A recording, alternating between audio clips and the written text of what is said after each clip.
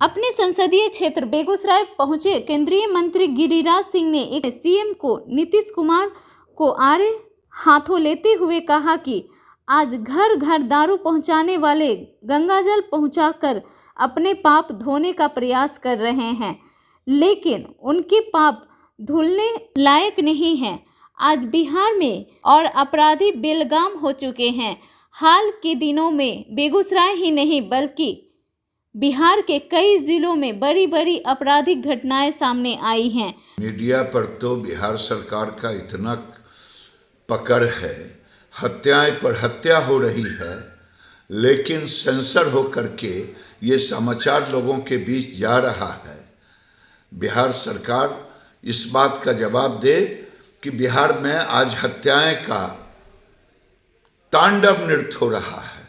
बेगूसराय जीता जागता उदाहरण है। केवल बेगूसराय नहीं, इस राज्य का कोई ऐसा जिला नहीं है।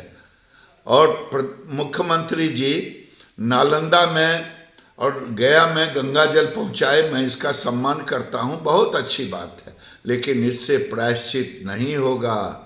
जितना बड़ा पाप आपने किया है घर घर दारू पहुंचा करके, इतना बड़ा पाप का प्रायश्चित इससे नहीं होगा।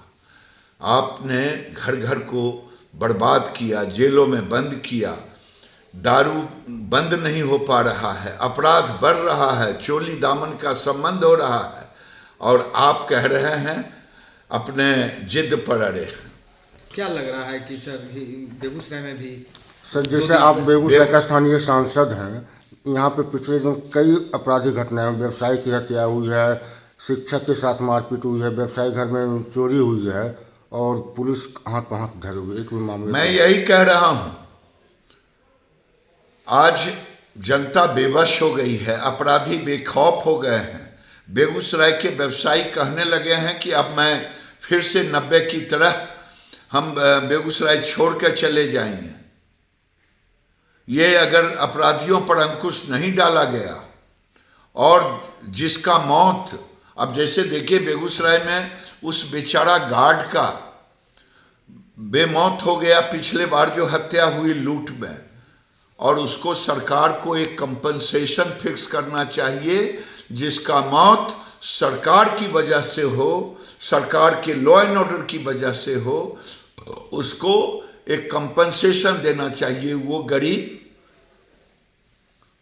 वो गार्ड का काम कर रहा था, उसकी हत्या हो गई, उसको कंपनसेशन कम से कम 25 लाख रुपया देना चाहिए। एक नीति बने सरकार का कि जो निर्दोष लोगों की हत्या होगी उसको 25 लाख का कंपनसेशन। सर, फिर बिहार में नगर निकाय के चुनाव की घोषणा हो गई, आपकी क्या प्रतिक्रिया है उस पर?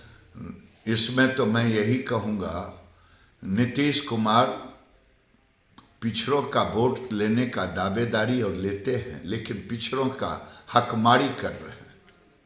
अगर नीतीश कुमार आयोग का गठन 2010 सुप्रीम कोर्ट के निर्देश के अनुसार किए होते तो आज आयोग निरस्त नहीं होता और गरीबों को हक मिलता। जिस वार्ड में जिस जगह आरक्षण मिलना चाहिए था पिछड़ों को, गरीबों को, उस आरक्षण से अगर वंचित होगा तो उसके लिए कोई दोषी है तो नीतीश कुमार।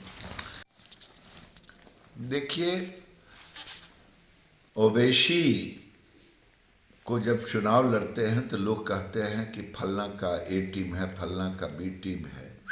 ओवैसी किसी का न ए टीम है न बी टीम है, वो जिन्ना का कार्बन कॉपी है, और वो गजवाए हिंद के एजेंडा को भारत में स्थापित करना चाहता है, इस्लामिक स्टेट बनाना चाहता है, और जगह जगह जिन्ना का नफरत का बीज हिंदू मुसलमान के बीच बोने का काम करता है।